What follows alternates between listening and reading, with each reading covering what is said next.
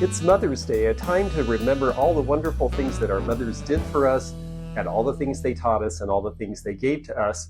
My mother gave me the love for antiques and vintage and thrifting and collecting, and I am very excited to share her collections with you now. During my awkward adolescence, I remember my mom telling me to stop worrying about what other people thought and stop trying to be like everybody else. And she really, really believed that and allowed me to be the person that I was. And I'm so grateful for that. And part of that was not feeling like we had to keep up with the Joneses, not having to have the same thing as everyone else. She liked antiques and vintage, and she loved collecting, and she loved thrifting. When my mom married my dad, they both had a child from a previous marriage, and he had just made chief, and there were lots of expenses with new uniforms and things that had to be purchased. So there was not a lot of money, and that is why they kept things like the plaque that he had sent to his folks when he was in training. And then I came along. So suddenly there's 3 kids, and budgets really had to stretch thin. So one of the places that she took us regularly, my sisters and I, was to Peg's Plunder in Imperial Beach, California, a really fun variety slash thrift slash vintage store. And that's where we did a lot of our shopping. And that's why, as a kid, I learned how to thrift. We did hit a lot of thrift stores when I was a kid, and a lot of these mystery books that are now worth money, she picked up at Goodwill back in the day, and Salvation Army, along with a lot of these little figurines. We lived out at the thrift stores when I was a young kid especially, but she taught us early on to hit estate sales and garage sales, and that's where you would get more interesting things, and I learned at her knee. When I was very little, Mom bought a little cat figurine and set it in the windowsill of my bedroom. Mom always loved cats. When she was very little, they had a calico. Years later, when she moved to a 55 and over complex, she couldn't have a cat because they didn't allow it. So she made up for it by collecting cats in spades, as you will see. Keepsakes and mementos from the course of a lifetime. My sister gave her the very pretty Mother's Day glass card back in the 1970s. The Harlequin music box, He Dances When You Play It, that was her sister's. And when her sister Judy passed on, she got to keep that piece as a memento. Judy also sent her this clock with a very horrible poem on her 40th birthday. Judy was the older sister and very witty and a writer.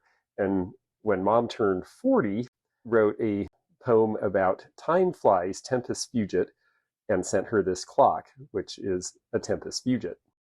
The Rose Lane Sparkler is something I found for her, but most of the rest of these things she got at thrift stores or garage sailing.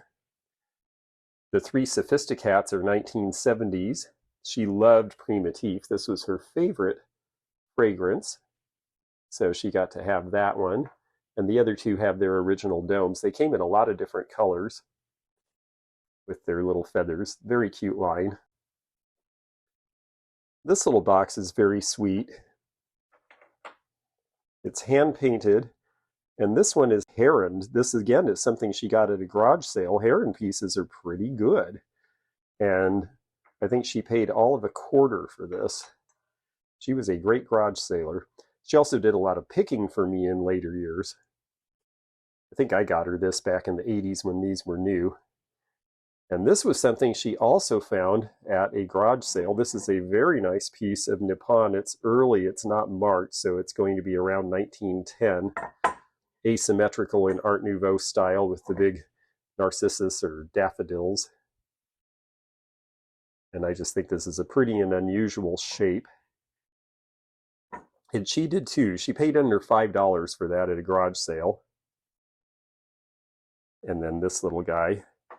I've seen some people put big prices on these. They're just cute, in my opinion. But I think she paid all of about 50 cents at a garage sale for that one. When I first got into the business and started looking at Mom's collections and telling her, wow, these things are really cool and they have a lot of value, I think she was really pleased that people of my age liked this sort of thing, but she was also surprised because she was getting these things for a few dollars each at thrift stores and estate sales, and she was really surprised to find out they were suddenly of value. She could remember when these things were new and it wasn't in her budget to buy them new, but they were maybe a dollar or two. And now some of these are in the 45, 55, $75 range, sometimes more than that for the sets. I believe the one on the right there is a Lefton. She was really pleased with that. Mom had this built in so that she could collect orange glass, so that there'd be a statement and a little bit of color and a divide between the living room and the big kitchen. And I just thought it came out really neat. I was very impressed that she thought to do this. She was born in October of 1932. And because she was close to Halloween, she always thought Halloween was her holiday. And she loved the color of orange. Orange was her favorite color. Now, a few things came down from earlier generations in the family. This bohemian cut tumbler is actually from my grandmother Higby's side of the family and dates back to about the 1880s. But Mom was more into modernism. My mom liked whimsy, but she also liked modern design, and so she started collecting Kanawha ewers and Viking birds and things like this back when they were things you saw at estate sales and thrift stores, and nobody gave them a lot of thought. Later on, I bought a few of these pieces and added to her collection at retail prices once she was a serious collector, like the Viking rooster here. But most of these pieces she found over the years at thrift stores and garage sales and paid little more than a few dollars for any of them. And though my mom wasn't a milk glass collector, she just loved this little bowl full of beaded fruit. People have caught on to this now. When she bought it, I think she paid $1. She also caught on to Holt Howard right about the time I started in the antique and vintage business. She started buying the roosters inexpensively at sales around here, the Coq Rouge. Again, she didn't pay more than a few dollars for any of these pieces, and she got some unusual ones. She found the napkin holder, the salt and pepper shakers. So many of these have chips and cracks if you are not careful about condition, and she was very careful, so all of these are in great shape. Again, she didn't pay more than a few dollars each. I have to give her a lot of credit for her thriftiness. And yes, Mom did find the Coq Rouge butter dish. That was in an antique store. I think she paid $15 for that. But she got the only pixie she had, the Holt Howard mustard, for $5 at a garage sale here. I have never found one of these for $5 at a garage sale. However, once she got the Holt Howard book from me, then she started collecting Cozy Kitty. Some of these things she found at estate sales, and some of them were gifts from me, and some of them were things that she actually stepped up and paid for in antique stores. But she has a fun collection. The powdered cleanser here is a particularly unusual piece that she found on her own. I got her the cottage cheese because I thought it reminded me of she and my dad. And the tape measure is another one that's a hard one to find in the back there. She had a lot of fun finding things for herself and picking for me when I became an antique dealer. Mom was not afraid of bold colors, and she had white furniture, so she decided to put it on a teal carpet. And she went to a garage sale and saw a painting a little larger than this one, and it was $20, and she thought about it and went back for it, and it had sold. The next day it was on the cover of the living section of the Tampa Bay Times because it was a Highwaymen art piece and was worth $2,000. So she definitely had non-buyer's remorse at that point. That's why we say buy it when you see it. But because of that, I had it set in my head that I was going to find one for her. And the first antique show I did in West Palm Beach, this one popped up. And this one is a James Gibson. So she finally got her Highwayman. I wish she was here to tell the story because she was just, of course, mortified when she found out she had passed up such a great deal. But that led her to find out more about the Highwaymen. And ultimately, she bought this book, went to the Floridiana show where I was selling as a dealer and the Highwaymen were exhibiting. And she came and met a whole bunch of them in person. She got to have some of them sign her book. There's Roy McClendon. She did get to meet James Gibson, who did the piece that she has. And she also got to meet Reagan And somewhere in here, I believe there's the signature of Mary Ann Carroll, but there's James Gibson. And she was very excited to get to meet these people and know more about their story. Her parents were descended from abolitionists, so the idea that she was doing something that helped support Black artists who had had a real drag with discrimination and couldn't get gallery showings in the early 60s and now had suddenly been discovered and come into their own really was something that she felt good about. She also really liked modernist shapes in furniture, and she was very careful about how she shopped. This was made of an old tobacco flat. They took a couple of the bands and bent it, and then somebody handmade the slats in between, you can see there, so that it would be shelving. And she saw this in its very rough form in an antique store for 20 bucks and said, "Hey, can you spray paint that black?" And I said, "Yes." And I have to say, it's a really, really cool shelf.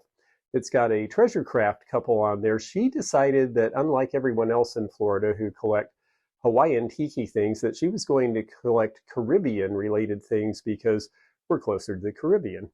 Mom's thrifting and garage sailing definitely helped her furnish her apartment. This 50s lamp she got for $10 at an estate sale in Michigan. I believe she paid $25 for the kidney-shaped table here. She was a Libra, as you can tell by that 1970s little wall hanging there. And even this cool wooden lucite Art Deco lamp she got at an estate sale, and I believe she paid $10 for that. She was a smart shopper. I learned a lot about being thrifty from her. Now this piece is Mexican wrought iron, and we bought this in California when I was a little kid, and she kept it all those years. She loved wrought iron. The Royal Ducks cats are very modernist and very cool. Mom was left-handed, so left-handed things always appealed to her. These are left-handed salt and pepper shakers. She loved collecting nostalgia items from her childhood. This piece here below the cat is a Roseville juvenile child's plate. I think she paid $3 at a garage sale for that one. And then down at the bottom was Uncle Wiggily, who was one of her favorite characters as a kid. Mom remembered the Sunbonnet Babies from when she was a kid, and because collector plates don't sell for that much now, she bought these on the used market for, I think, something like $20 for the entire set. And they are awfully cute. Rather fantastic and modernist as roosters go. I believe it's Italian ceramic, and she got this for $3 at an estate sale here in Florida. Mom also had a sense of gallows humor. I think you have to when you're married to someone in the military because you never know if they're coming home again. And so she got these at some point in the travels, and they are eat, drink, and be merry, or one day you shall. Mom also framed up his Royal Order of the Deep Freeze from when he was in Antarctica. My dad actually served in Antarctica at the very beginning of operations down there and helped set up the first naval base. You can tell it was an earlier time because we wouldn't have that mermaid in modern days, but they certainly are graphically interesting. He also got these when he traveled across the equator, and this is the Royal Order of Winter Knights from 1957 when he wintered over. He spent 6 months in the middle of winter in Antarctica. Mom's mom was actually raised by her aunts who were nurses working, yes, in the Battle Creek Sanitarium. Yes, that is the sanitarium that is featured prominently in the movie The Road to Wellville. Here is an overshot of it in paperweight form. But you must bear in mind, in 1905, when her mother was born and her aunt nurses were working there, you stood as good a chance of dying in a hospital as living. And because the sanitation was so bad, people actually went to the sanitariums because they had at least a 50-50 shot at surviving them. You know, history has not necessarily looked kindly on this institution, but in its day, it was considered a major place for people to go to try to recuperate. And for all the fun they had in that movie, they actually saved a lot of lives back then. So history has a way of being told a little differently later. Naturally, you're going to see sea critters here in Florida, but Mom also really liked anything that had flapper figures because her mother was a very modern woman and got a college degree in 1927. Because her mother was a very modern person, before her time, the flapper figures always appealed to my mom. So when she would see them at garage sales, or occasionally she'd step up at an antique show, a few of these she got very inexpensively.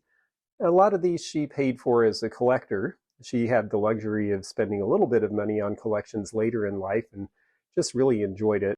This wonderful Harlequin lamp is a Herdago lamp. This is from the 1930s, and this is a piece that came from her sister Judy, who loved Harlequins and all of these sort of dancing figures.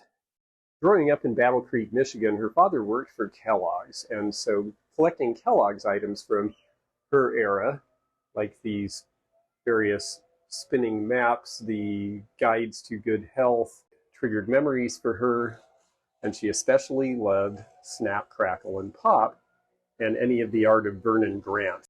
Vernon Grant was from the Carolinas. There's a museum in his honor there. He was the guy who was hired to do Snap, Crackle, and Pop. You can see the Vernon Grant signature here in the corner, but this is Jack B. Nimble jumping over the candlestick. So it really fit in with her collecting because of the connection to Kellogg's as well as the connection to childhood stuff. And here is my favorite picture of the family. This is my mom with her three sisters. Mary on the left, my mom is second from the left. Her dad and mom are on the flanks, and her sister Judy, the blonde, and Nancy. This is in Washington, D.C. when my grandfather was first elected to Congress in 1955. Mom never traded on her father's involvement with politics, but his involvement came early with the Republican Party because his grandparents who raised him were abolitionists, and back then that's what the Republican Party had been about. And so when he was first a cub reporter right out of school, he wrote this letter asking to meet Warren G. Harding, who sent him a very nice letter back and said he was unable to do so. Here's a menu from the U.S. Capitol. During the years her dad was in Congress, she was living on the West Coast, so she rarely had any interaction with him in Washington, D.C., but when he came to the West Coast one time, they went to a party and she met John Wayne, and there she is shaking his hand in an original picture. And here is a signed letter from Gerald Ford to my grandfather, who you see in the picture with John Wayne.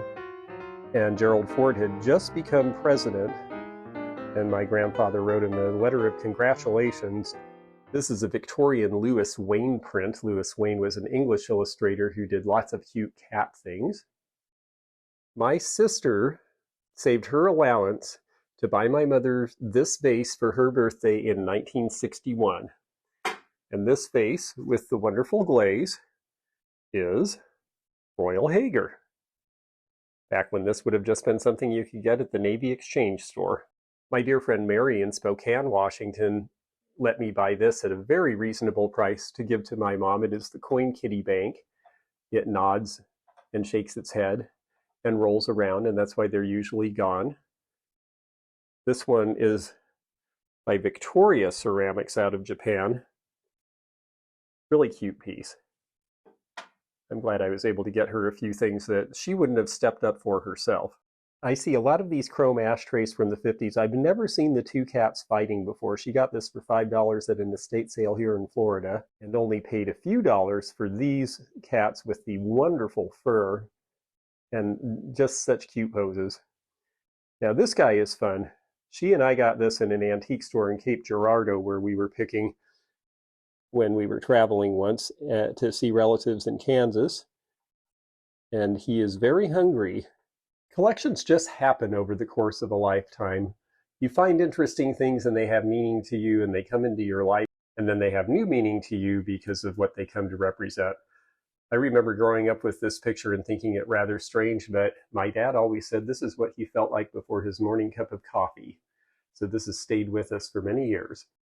My mom loved horses and riding when she was young, and when she was older, my dad wanted to get her something special for her anniversary. So he went to the antique store in Silverdale, Washington, where Dennis Housen, a friend of mine, and his wife Debbie, they still run that store, and it was the first store I ever went into as a kid. He snuck in and bought her this Royal Doulton piece with the fox hunt. While fox hunting is not something that people do anymore, It was definitely a theme at the time that this Royal Doulton tray was made. My aunt left her the plate, which is actually a Canadian scene, talking about how many different people live under the maple tree in Canada. The rose and thistle, the shamrock and lee, all bloom in one garden neath the maple tree.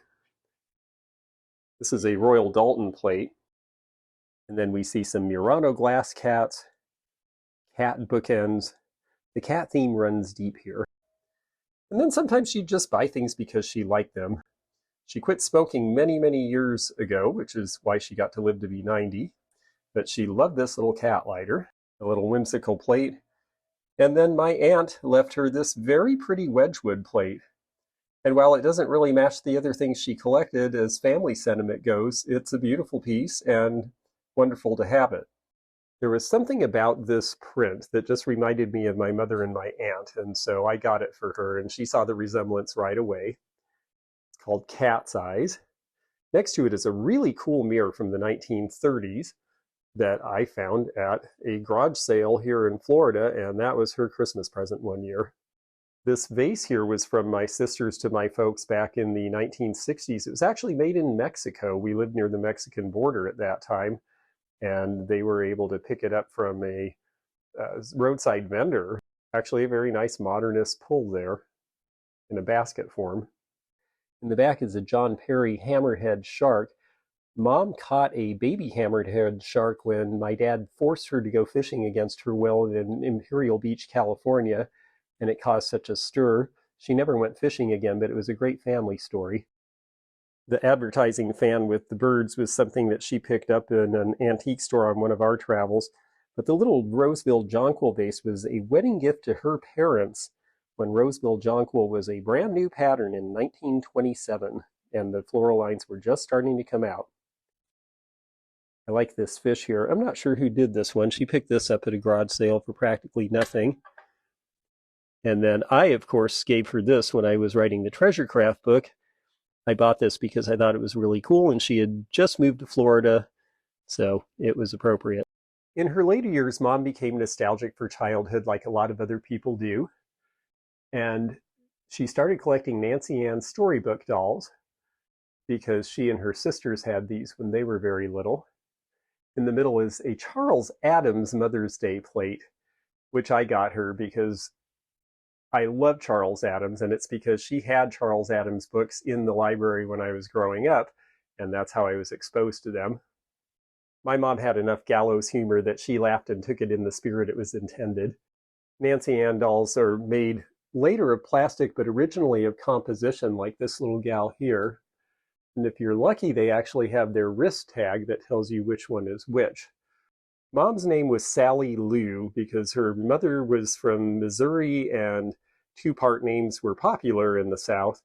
And her older sister, Judy, and her younger sisters, Nancy and Mary, loved teasing her when Little Lulu came out in the 1940s. She hated it at first, but in later years she thought it was lots of fun, so she started collecting some of the books, as well as a bunch of childhood books that she remembered, the Mrs. Goose series of Animal Town. Books were a big thing for Mom. I'll show you her other loving books in a minute. This one is interesting because it's Blondie A to Z, and this is World War II. She paid a whole $1. This is the ABCs based on what they needed people to do on the home front in World War II. You needed to stay fit. You needed to know who the enemy was. Very stereotypical depictions, but we were not really getting along with them. And this is what we hoped happened. Very interesting time. C is for courage. Most of the items on these shelves she bought for various reasons. She had a family friend from Malone, New York. My dad bought a goat in the 70s, and the goat butted Mom down a ravine and almost killed both of them. So the dance goat was a memory to the goat that had to be sent away after that. A string holder with the cat, of course, playing with the string. This is from the 1930s with the silhouette on it. A lot of these little tchotchkes are things that she got for a dime, a quarter, 50 cents. These are these little Gullah figures from Spain with the wobbly heads. She's got a couple of those, I see. Little pixies. All these cute little things that people really enjoy now. And I think it's great fun that Mom caught on to these back when they were just little things you found for very little money at garage sales. This one here is Rio Hondo. I think she paid 50 cents for that. Part of Mom's love for cats was because the Chesapeake and Ohio Railway had Chessie the cat as their logo, telling you how you would sleep like a kitten on their train. And so she would pick up little things from the Chesapeake and Ohio Railroad. Chessie had a man, and the man was named Peak, and there's Peak. Sometimes collecting has to do with loss and wanting something back that you had.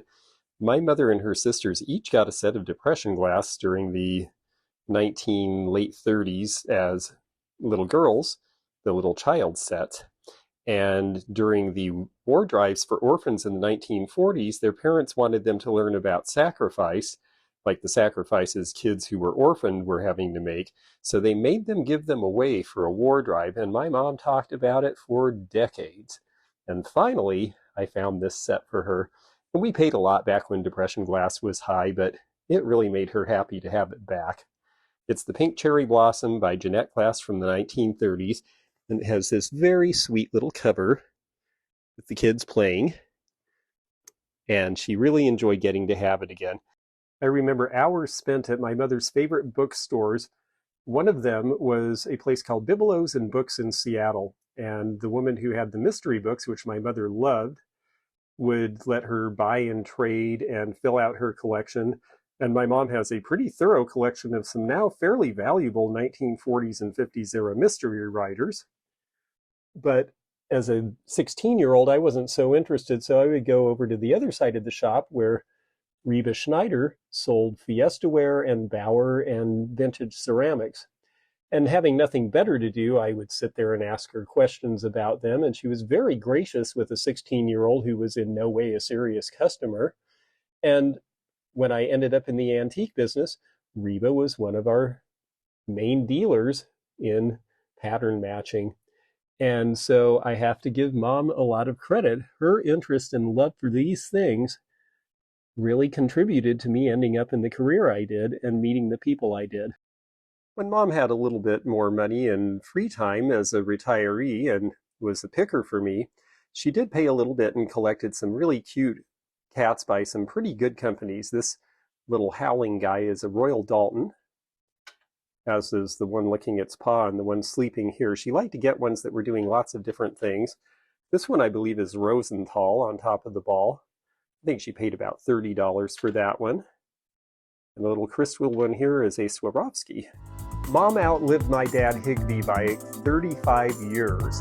And I think that collecting and picking for me and having something to do really brought joy to her life and gave her purpose. So collecting can be a really powerful thing for good. It has really affected my family in some really amazing ways. Mom loved picking up fun little things that she recognized from the past. And she got some pretty good ones, actually. This is a Disney from Lady and the Tramp. Almost everything else you see on this shelf she paid between a quarter and 50 cents a piece for over the years. Even this poor, lonely, very startled dog having to live in the middle of all these cats. Mom bought this off a porch in Michigan for $10, this nice little wire shelf. On it we have a collection of some of her other Caribbean-related things, including the Nassau plate, which I believe was done by Royal Winton as a souvenir, if I remember correctly. Yes, that's right. And then below here, another Nancy Ann storybook doll, a cute print that she got at a garage sale with the Charles Twelvetrees figures there. These cute little stork pieces are Israeli brass. She got these for $1 or $2 at an estate sale as well. They're from the 1960s. And then the alligator bookends. My aunt sent these to her as a Christmas present in 1978. They're pretty collectible now. I've had a couple of pairs of these and they actually sell for pretty good money. But they were just something fun that she got new, and my mom loves books, so she kept them ever after. I just want to thank you so much for coming along with me on this tribute to my mom. And I know that she is going to enjoy this. I was hoping she would be with us to watch this Mother's Day, but I know that she's looking down from on high And I bet she has a smile and is really excited that we're sharing all of the things that she collected and thrifted over a 60-year period together. If you enjoyed this video, check out this one. Also, click thumbs up to like this video and check the description for information about our Patreon, our memberships. We've got a lot of different levels with different perks and bonus videos and early content. Also, please do check out our website, theantiquenomad.com, for appraisal help. And we'll see you again for more adventures in the antique and vintage community soon. Bye for now.